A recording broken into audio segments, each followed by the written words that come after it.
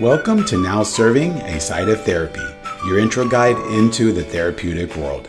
Together, we'll explore various aspects around how to show up for ourselves and others by tending to our own mental and emotional well-being. I'm your host, Dalton Huckabee, a licensed marriage and family therapist, and I'm grateful you've joined me.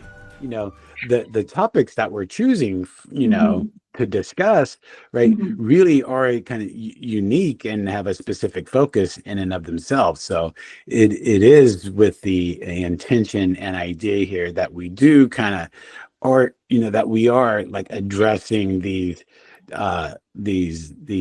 areas or these topics of discussion in a pretty specific way, right, as it kind of relates to what the client's coming in for, in this case, trauma with SI for minors, right? But being able to kind of address talk about and address the situation in a way that is kind of digestible for people too. Yeah, because what I've noticed as well is a lot of times people are not ready to hear about the happiness chemicals, right? It sounds very cliche. It sounds, like that's not going to work for me. We'll automatically shut the door on something that sounds so optimistic in the moment of feeling so low, right? So as you mentioned, meeting the client where they're at, it is very important to validate the depth of what they're experiencing and the emotional pain that comes up with that. So sometimes I will kind of start more with those physiological techniques. And so I always like to think about whenever we're getting like into interventions, right? We can think, okay, well, what's the research like, on this, right? People might think about, well, what's the efficacy, right? And the and kind of evidence-based practices, right? That might apply to some of these things that we talk in session, especially when it comes to interventions. And so I was just curious, like, do you know of I just can't help but think about, like, do you know if there's been like some research around this technique that's out there? Well, I've done some research on these techniques, if that counts. Definitely counts. Yeah, definitely counts. When I was in What grad school, Uh-huh. when I was in grad school, I had quite a few classes, particularly on the physiological impacts of, and the body-brain connection, and seeing the benefits of these physical actions, yoga, right? And how that specifically how that can have that direct connection with your brain, right? I don't have, those sites off the top of my mind, but That's okay. Yeah. When I wrote that research paper of mine in grad school, I called from a lot of different research projects that were focused specifically on this body-brain connection that showed, evidence to support, improved physical health. Sometimes people with chronic pain, chronic medical conditions had seen improvement in their physical symptoms after practicing calming mindfulness. And so you might even, as a result, see a change in their posture too, right? Because of that. Yeah. And so I'll often kind of go to this other side just to challenge things a little bit, right? Because what listeners might be thinking of is like, well, how do I know this works, right? You know what I mean? Like, for some reason, my brain just goes there. And so that's why I asked the question too. Like, yes, so there is information out there about showing how these practices have had certain reduced in symptomatic expression, for example. Yeah, it's definitely a new realm. It's a new realm of therapeutic techniques. I do remember when I wrote my research paper, it was more difficult to find, social scientific studies on this topic, but they're definitely out there and have definitely shown significant results with regards to understanding this body-brain connection and how basically understanding it can give you more power. That's what I'll often say. Give you more power of being able to manage your emotions, emotional regulation, de-escalation in moments of stress, right? And being able to really check yourself when feeling overstimulated, right? Being able to acknowledge too, am I feeling overstimulated? What can I do? Possibly overstimulation, that's a whole other topic. It comes from all sorts of things: heat, noise, texture, temperature, all sorts of things that, if you're aware of that, you can also see, I just need to go lie in a dark room for a few minutes to kind of reset from those external sensory triggers. So that also goes hand in hand. So the personal piece is for clients to have that awareness and practice, but the family piece also is teaching them, look, these coping skills help your son. These coping skills help your daughter. So in moments of crisis, you can help remind them to use some of these. You can help give them also encouraging phrases rather than, parents calling them out saying you don't need to do this right now, or you're wrong for thinking this way. Encouraging them with the more optimistic approach of validation, right? Maybe with regards to arguments in the home, if everyone is on board with, having a safe word that expresses when somebody needs a break, expresses when the conversation has escalated too high. Some cases, the safe word could be reset. If you want, you can say, I need a reset. Great choice. It could be anything you want, right? But being able to use something like that to just convey to the people around you, this is what I'm going through, and this is what I'm going to do to take care of myself. Easy and doable, right? Yes. And it's something that they will actually do, right? If we Yes. try to identify some kind of complicated thing, then maybe they have to drive 15 miles to do the thing, right? Or it might take an hour or whatever it is, right? Least likely to do it. But if it's short and simple, right, and feasible, then they're more likely to engage in the activity.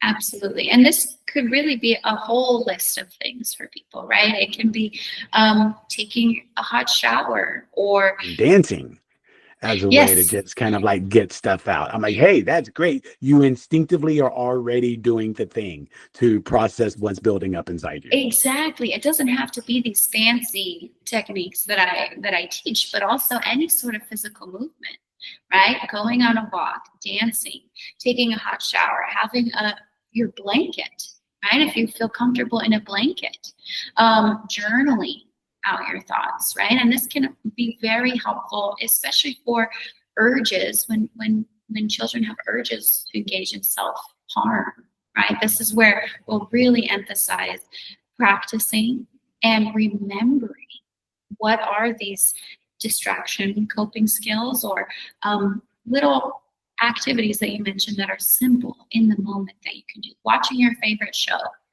right? All sorts of things that can help. And something I heard too that might help when in this kind of soothing and calming aspect is, does the, especially when it comes to kids too, right? Like, do they have a safe place, like a designated area at home where they can go to and practice this stuff? Because a lot of things, when we think about integrating new behaviors, right, when we talk about the repetition, part of that repetition is in the same space as the environment. And so if they have a place to go in home where they practice these things, right, they're more likely to say, okay, now I get to go to my safe space, or wherever this is time for me, right? And so they might be a little bit more engaged and involved to the thing if it's like their own thing. Yeah, absolutely. A lot of clients will say they feel comfortable having space in their room, right, going to their bed. But I can see, depending on certain experiences, you might need a different location to feel safe. So being able to explore what feels good for you. Is it, having yourself surrounded by your favorite blanket or your stuffed animal, or being in, the kitchen where you get to cook because you love cooking, or the couch where you get to watch your favorite movie.